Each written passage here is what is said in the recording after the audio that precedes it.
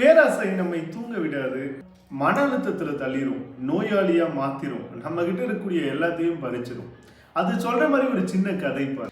ஒரு பெரிய பணக்காரன் தன்னிடம் இருக்கக்கூடிய பணத்தை எல்லாமே தங்க காசுகளா மாத்தி குடுவையில் அடைச்சு வைக்கிறான். போது ஒரு குடுவை காணாம போயிடுது.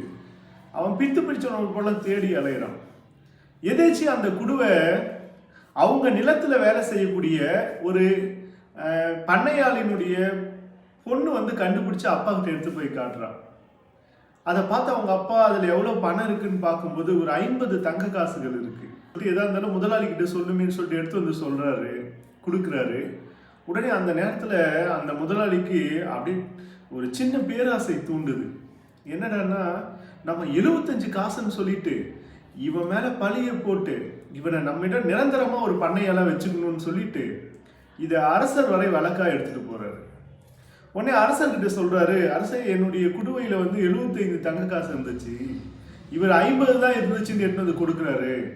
அப்ப இவர் 25 தங்க காசை திருடிட்டாரு, அதுக்குண்டான தண்டனையை இவர் கொடுக்கணும்னு சொல்றாரு. உடனே அரசர் யோசிக்கிறாரு.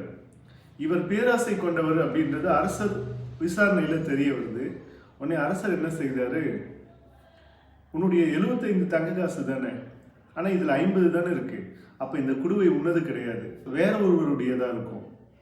அதனால இந்த குடுவைய யாருக்கு கிடைச்சதோ அவங்க கிட்ட கொடுத்துரு.